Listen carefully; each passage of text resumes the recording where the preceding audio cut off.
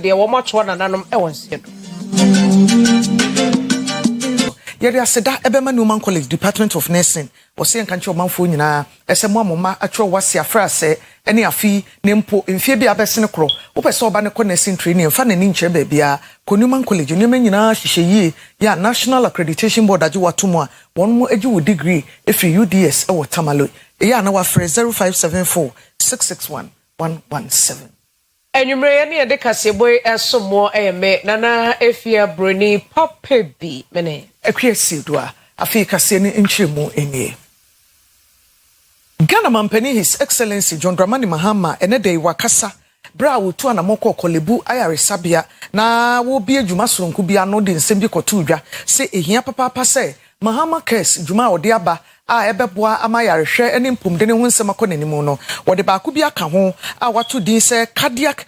catheterization laboratory ya no catheter ye de hyakoma ho se de be ye obi akoma no bia ntimi mpompi moja yie na ba bia si a empanyefo betimi ebie mu wo ba bi se de ye wa manone no na tumi aboa na nsa akoma yare ekum nipa dodo e wo man no emu kolebu abontene so ena mampani de nsimi tudwa Sikabotna wodo a ban ede hye apomden aso ye muodi ba bia na se be ye betimi akora niema ne yie no na akwakoye ehaw kese pa na no aka ho bi ama Ghana Mampani John Dramani Mahama ede abetudwa se eyade a cabinet age atomo a Ghana Medical Equipment Service Limited no e ba behwe ama apomden aso ye ahodo mfidie odidi dwuma niema aban to ba ho ane adan ni nyina obetimi ahwe ne yetimi akora ne yie Mampani Mahama nkase mu wa bra ene okopie mu Kwalebu Teaching Hospital no kohwema mu bie cardiac laboratory kese bi ho na wochim se okai pass Mampani dada John Evans Atamas penso omdi sikabotene pa hihya apomden aso yenim na wi ase na sa ne mode ko eni na sa sese ya yantimi anhwe ne yie eno nti enenei omapa Ghana Medical Equipment Services Limited se omahwe na yetimi akra enema ahodo ewo apomden facilities ahodo no. When I was vice president to Professor Tamils, we spent about $250 million to retool all the major regional and teaching hospitals in this country, provided CT scans, MRIs, X-rays, and all the major equipment that was needed. A few years after that, we found out that most of that equipment was not properly maintained and had broken down, and the hospitals were calling on government again to do another retooling or replace the equipment. It is not a sustainable model. And so we've established a different model for this retooling that we're doing. And so Cabinet has approved the Ghana Medical Equipment Services Limited, which will be a subsidiary of the Ghana Medical Trust Fund.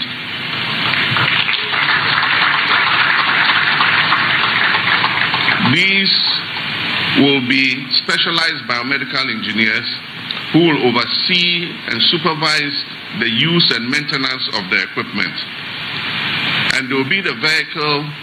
if the equipment is obsolete or is broken down beyond repair and has to be replaced. Is the Ghana Medical Equipment Services Limited that will be responsible and be the vehicle for replacing the equipment. We believe that this will be a more sustainable level so that the investment the Ghanaian people are putting in will not just go to waste like it has. Yeto kasebono eso oswafo ya wohwe enwomesua ensem so Yewura Haruna Idrisu enei one ambassador to Ghana, South Korea ambassador to Ghana eye Park Kinsing one more actual atenase di nkomo ya nkomo twetwe ni mo no aba beto dwa se South Korea ban eboa omanyi akade bia ebetumi aboa yen ama yenwomesua titiru STEM education no etumi akonkan. And Sakraya ba humasua mu se be ya adesuafo be wie school na ne osua na wodam no betimi dia ye adwumanti ama aban etu anamo se be ya eba STEM education betimi ahye mu kina eno mu na aba betodwa se humasua so ye no South Korea ban no de won sa ashanti ase apamase a obeboa na sika botre be $28 million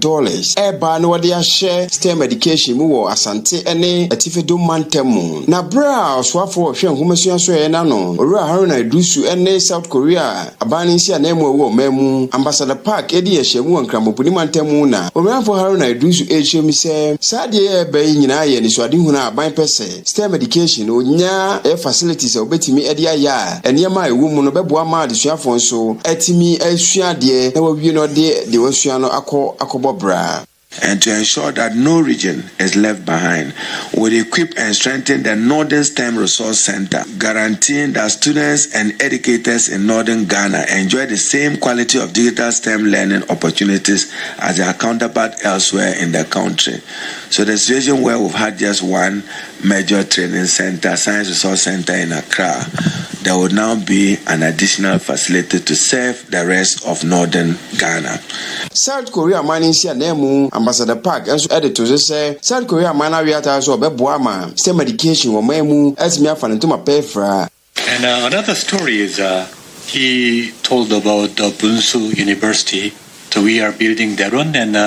maybe we should go together for the opening ceremony.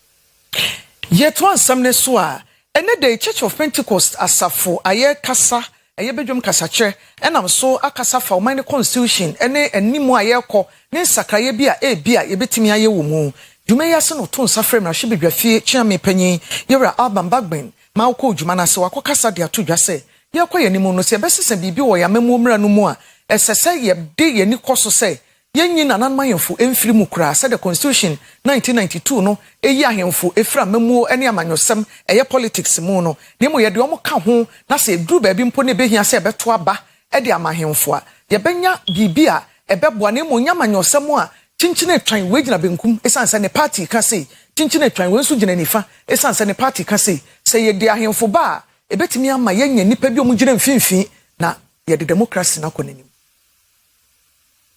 In fact, I'm one of those campaigning that in the constitutional review, we should include the religious leaders and the traditional leaders in parliament. And that's where the true leadership is, not we the politicians. Because when the people get up and they're in trouble, they don't go to the politicians first. They go to their religious leaders, either Queen Mother or the king, or they go to the pastor, and that is where they go to cry. And you have to provide the shoulder. They only come to politicians when they have to do with politics. Yet we go and impose ourselves as the leaders of those societies. How can we mobilize them to develop the nation? I think we need to take this on board. And I want all of you to be involved in the discussions to review our national constitution. Na jumakro ya se ena omayimu nyina na nanma yemfo badwa ku kese National House of Chiefs penia wote adwamu oyi ne mpabo akese hye breman sikuma hene ya onokro ya nso ne fifi mantamu na nanma yemfo badwa no Central Regional House of Chiefs dwamtreni o therefore amoakwabodu a wotoso nwotwe so mesi nanan oyene popre nso kokasai edi tudwa se ya chieftaincy ministry nanso adwuma a omoye no yenhada enhu enti ase eye enti mpanyimfo nyirimu na constitution ni nyentum na asoye ni ntimi nya adwuma. We cannot do the same things over and over again and expect different results. We need to do things differently. A nation may discover resources, but it must cultivate virtue. A nation must borrow money, or a nation may borrow money, but it cannot borrow character. There may be a number of things to consider during the conference, but one thing we need to deeply consider is the chieftaincy institution, which remains the source of our identity,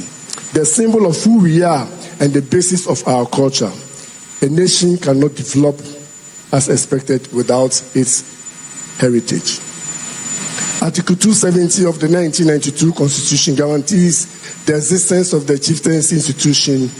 together with the traditional councils as established by customary law and usage. Yet, we have not been able to fully utilize this centuries-old, tested and resilient institution of chieftaincy to maximize benefits for the country. This remains a concern. We should look at the vision of our ancestors, not the vision of our oppressors. Kane Chief of Staff Honorable Akosua Frema Osei Opare and Wadia Tudra ya wochire mu se omampania bedi echira wodi kan yo ba ewo my Ghana ha se ye ye maame Professor Jena na Opoku Agema maame wa boy dwuma pa free say omampani John Dramani Mahama bo ni din ya yeto aba edema no na obeye na bedi echire no edwuma waye no eso ani papa na emomosa de adesrede bi etudwa echire mu se omampani abedi echire bia ya wo ba Ghana ha no ya no wo wade ba ku bia wo ya na yetimi gina so eka se nipa asemesi oba wei ena obeye ye nti obesenka Professor Jena no Opoku Agema wo hwese wode dwumadie ba ko pebi ebesi neni so ya obeye de ama oman no na daache ye bonidin a ye de saa dwumadie no de aka ho amano Omampanyi afa oba se onye no vice president omoni chidom na se oye na dwuma intermediate mi hu ne se adwuma a oye no eye nia wo ye vice president a de omampanyi de bema wo na wo ye susu mi hu bibia se bi touchma nti mi feel say anamontu a wotu no ontu ne saa na se adwuma bi so ho a amampanyi so de bese dade asa ne nsa ni ehunu se bia ono so ba ye o champion sa particular enterprise agenda we no eno so ebeboa nanso sebe omampanyi no nim se de adwuma ode ma ni chief of staff nti de me kan say yedan radiase se Ghana yenya first female vice president ewo government we nsem na emame Frema ekaye no any questions na say kusan ye de ye tutuma na yesunya ne mabebre one of the things yesunya important pants or can be say wo uni obi wasema enye confrontation and as enye say wonu no etima na wo obi wasema ya no na ye de kan asem no ade a important yesu ye department ye ato ye kotu dem say esia ya ho no kura no ya se mi ba ehun behia say ye de ano na ebete ye be kan asem enye say woni obi ebe kuntokwa na bibisa eno fi ho so cheche niam bi a efa nie ntia aban or party wo opposition a omo ahye bebere a omo kwa aban mu a omo ntimi anyini nyina o kan bi say bi ho na wo pese wo ye kondo pa nso sikasem ene tutuye bi a ese wo ya wontimi tutu na ene ma party opposition a o won niam bebere so kwa aban mu a wontimi anye bi yetu ansem ne so a panyi kwankyerefo a oda Ghana Trade Fair Company Limited ano eye na Amele Bamba ene wodi nsem bia to dwa kyerese adwuma mampanyi di ama no bebia na ni gina pa na ni si so be ne so beboa Ghana man ene emu adwumayefo sikasem ani adane na wakokasa adwuma bi ase eye SME Connect eno no kwampa obetimi afa so aye nhyehyeye na Ghana Trade Fair Company for ene Republic Bank ena aka bomu wonam so eye santetie ede ama enwumaku ahodo na wafa wontoma pa afra dwuma na se ena Ghana Minister of Trade, Agribusiness and Industry ekasaye na wono so di adanse ese enwuma nketwa ene adantamo de no esese ye me ni koso na yebo nchidom papa bibia ombaye ne beye no ode womo ekumu na nani ko omo ho a omo ena edom ne wo ho nti sikaba dodo na enso ebenya bi egu botom. Connect is a capacity building program for SME and aspiring entrepreneurs. The essence is to equip them with business knowledge so that they'll be able to grow and enter new markets. So basically, that's the essence. Give them is to bring all of them together and bring our partners also together so that they capitalize on it, like Republic Bank. We also had GEPA, and then we had GA. So it's a form of partnership for them and also to educate them, give them business ideas so that they'll be able to expand their businesses. Yeah, that's why forums like this are being organized for them to know how to network, how to pay their taxes, how to grow their businesses. So that's why we organize this. This is the best way we can support them. Aside that, too, we organize fairs for them to promote their goods and services. So these are the services we provide. Nana Bobi ansa ya wotoso mienu eyo hene ewo bonre na enei wakobie library fofrokra ano ewo bonre se de beya adesuafo betumi akomu na wo mo akokenkan books ahodo akosua de ewo mu na enumu eno wode tudwa kire mu se obesere pa se library a wo mo bie wo mo hwese wo mo bema echese aya de kese e de ama wo mu na adesuafo so etumi akomu akosua de na Ekumeni brewu eye foundation en womo so asene ema library etumi bi eye ya bonre eye atenankwanya nso eka ho Ewumesia akoye ade ba ko a odi gya oba ana odi gya obusua aya ade a esombo eche enkan tete a empenifo ade agapade ene gya omoma ombewie na akoye manso ene ensem bebira entwada no odu ani kire asanti bonwira eye professor Matilda Sadiga Sarbi no oji abodin ewa abrofo amaso anenchi efri bonwe ene nana bobiansa a wotoso mienu bonwe hene ene nana mukunyasofo atimi aka bomu asi library fefe Sarbi no omo a omoje nwumasua wontete wa santi bonwe ene enkuru atwa ho ahia ebitima ba hoba benya mu nimdie empanifo apadwumedi ano ewa santi bonwe na dwumedi na se no ena Professor Matilda Sadiga Sarbi damno so ama odi nwumasua ebaye chire se o mama ko school o papa ko school o ma nkobi ana o mokoya emfa ho so witumi sua de a bibia o pese da hye ye bia no ebe se akora de why to say slate bibia yan kro so nti ye na ye ma o slate no na ya o na atro the story nti na o say ye bua we parent we nano we community member nti we penia na se bi we na show community no e de na botumi aye ama o man community na ye nana bobiansa ano so etoso emienu bonyohene eso enya abre no na die nti o ahia ha no ene se obatampa ya maboni din Professor Martha Sadiga onya adwene pa onya ni suade hunu se obeye japade ya ade for friend library edi a shop papa ko ne krechi animonya adisua de eno na miti hei aboa me pa ye pa efrise se krobia betumpon a na ya adisua nti prof de adwen pa no ba ye se opeso si library wa ha no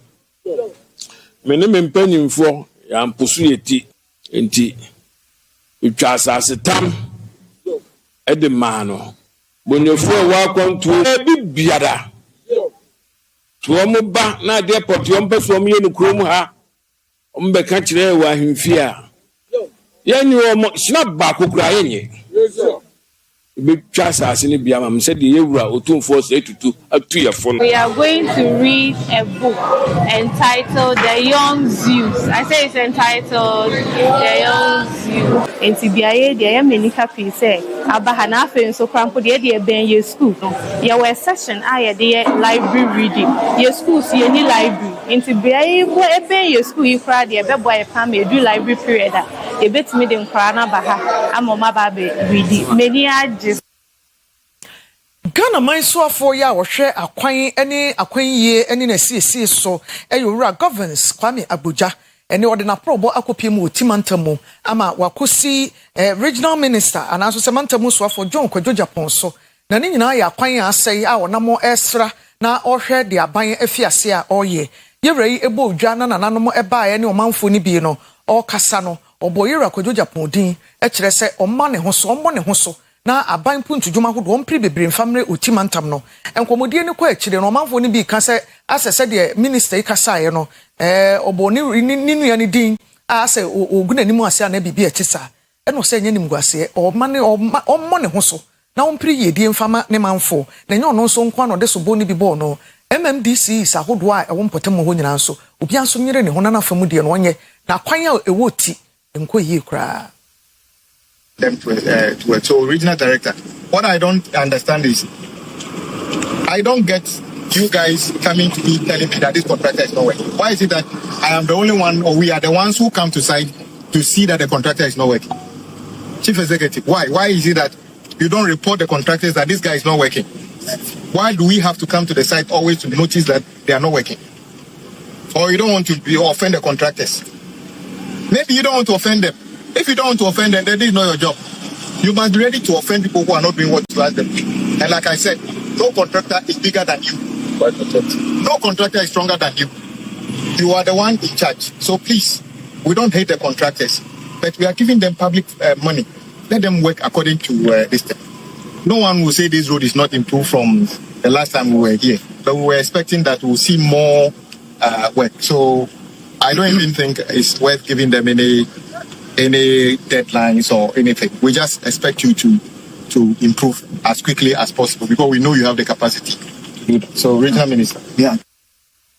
Yentua so na yenkwe nim eye Ashanti Regional Coordinating Council wamo ede eye ban anase so ato enwene so number 1 ene number 2 so se nyade a mining bia bekoso se wo ye illegal mining no se wo nam kwan paso na wo ye o obia ye de oso ato wo eso a wo ntumi enye adwuma na wotwemienu na opanyi ya wakasa ye eye Alhaji Abubakar Omar Nje wono eye Deputy Ashanti Regional Secretary coordinator and watch them said the entire one more etu sa na mo no ene say mine na ekoso wanyene so number 1 and number 2 no enkrofo says sense che say eniema ye toro campasa e wo kro no so a e ha adwene pa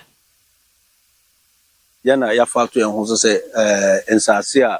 nipa bonefo afa kwambone so edin sase na man sase na ye basabasa ma mena abetoto ama enkura etutu mu no ya factor en ho so e be reclaim sansase ne nyina no kwasem say aban trimu pose ensase a manfo afa kwambone so edi no obekata no waje nsase ne nyina di ato se de be enchirima a eba no ebetimi aba na abebo mo enti da mark ehu aban dwumadi a wodi no ana as part of our social corporate responsibility no ya fato en ho se ensase ededa atwema kwa nwoma nyina na ya bekata so enti muhu enwene so number 3 ha se na adwuma ye wa no be boso miensa na edi ahya ase nyi ana ensuo atoto ne ade na ama mobehu se asa adwuma na abra ase because machine no etintim na mobehwe dwumadi a yadi no ha ka hyase na mba ka morebe ho because amena na ya tutututu kwambone so yede aye mine na de ato ana ka munyina mbrebe ho enti ye besre afoforo o maka so munyina mienka mum lempe kwan ye befa so asase amanfo adi afa kwambone so tufo magudie ne ye betimi reclaim ni nyina de ama aban na bebo nchirima so ohwe ensase a reclaim ho ha na ya bo ne dada ya over 10 acres ana diaka enso na edoso ena ni nyina yeko atoymantam ye Western region na isaman ye ben efia nkwanta eho na yeko secondary importantamo ye nyina nim se ekwan a efiri takrade kwantimpo mu manefa secondary kofa efia nkwanta hospital no enko yi kura enye ma omanfo na bo hu dawura ka ho asem a efira ban dada ne penso besi ne hwini wa akoso se ye kwaye kwan no na asiesie bimpo ene ama omanfo etete efia ene isaman ni nkroto mro no ewo hono no ebi akasa wasem nyina ne kire se wode wakosema to mpanyimfo ani menam so kra ne wo mo ahye won ho esisi kwan ni bi so wo ma ka mfa so esan se di nkan kra no ka ne kra fa so a wanhwe abekọ magazine no man koyie ewo empotamo ade yeka bibia wanye nti so tompa yentum yemfa ho didi efa bush wo frefia kwanta hospital yeka fa ho sano ko efia kwanta ba bia se wotu ho ma waye ediban no didi yefa suru ya na yeka sano wansa na edufusia Fija Johnson na ya afaka ya akọ oto baby nsuto a ka bia ntum move yenko ba bia de se hyein dos nti yen hia de kase pa ne sesia nsu oto yi dete ya we pia ba ba sukwama sese nipa pontum mfa ha because akwano mu nyina dudwa enyim serfa na wa na bomu da we juru na we gu fom o wa na we juru no we gu fom ne nyina Tuesday ya report to my environmental What's the day when you assembly Nishia and Sana? We two now obey him all the way. But you will so be an own day, you know, walk or so. You will so be an walk or so. Says, I swing in down hanging a wapa pie. Your road, dear, and free junction ho besna ko ase ho ni nyina Monchimonka ana nansan na Tuesday anopa sorry ye no mesum yusu kanti me banum duru ana hu se asase no basro nti me gina twa picture nti ho a menam kwaso na na mfrɛ EPA for se omo mahwɛ na abaka se baabi ete no obaka se asase no ejuri people ho kakra obaka asase no ejuri ba nti ejuri abesi kwa nti ko mahwɛ mai omo baba omo behwɛ omo se omo report to the right authorities but because no di ho adwuma nti enra so me side twa pictures enra de tie na se ekosoro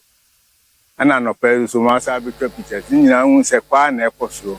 ekwa na ka kra bi na si Tuesday ana pa me ben na mu hu de ifom ho na chance de olomado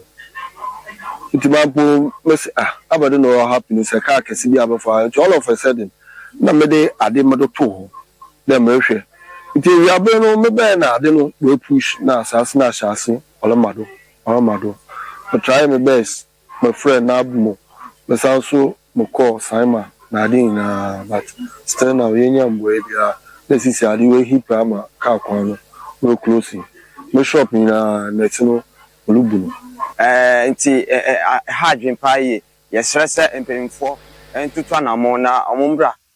omombra behwe se na ebe ya ometimi aliye atuye na ekira otena bi ankofa basabasai anase atenchi mpofo bi amba Dr. Oyerepa edutum bosomchemra sebedweni kaneno onna no yesoafo a wo hye ehomesua ensem so na wode atudwa kire mu se na yewie senior high school ni yekɔ university no a courses no to de bia adesuafo no yede ma wo mo anase to de bia woni ankasa kora akɔfa se wo mo beye no ebewie kirebo so wie school waje ne certificate no ode tifie onye adwuma nyesa nse course ni bi wo hono mo a emfaso bi anhyeda eni so enam so ema yema ne bofo ekwefriye ene Ghana fo di nkomo bisa wo mo sa semu a opani eka no etesa wo mo adwenkyere eni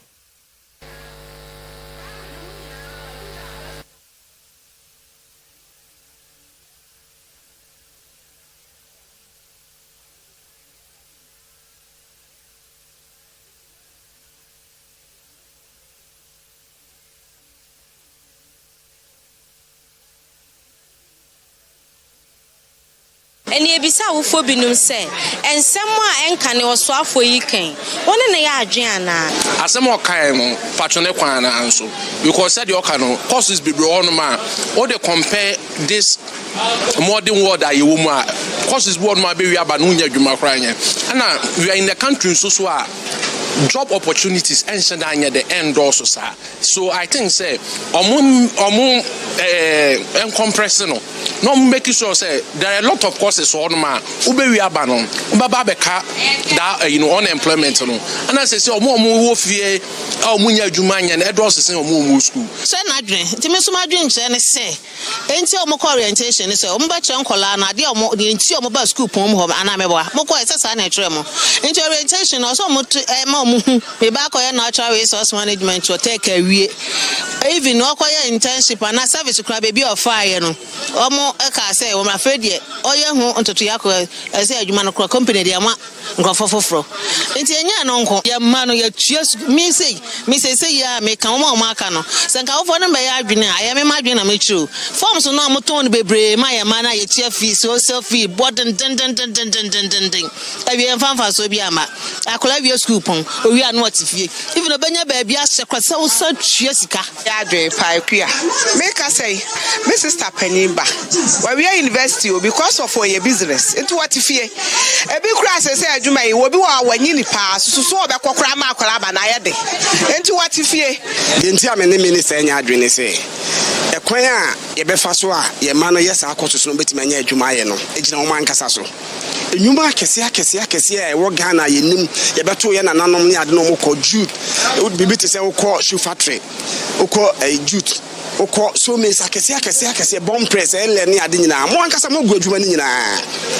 mo ankasa mo gu adwuma na mo gu sa adwuma no bede na akra ne wie school a okonya adwuma ne bia de aye mo de dane stores yemunguni ensi yankoto fie ne yemuni ensi stores nso wia no ele ne oma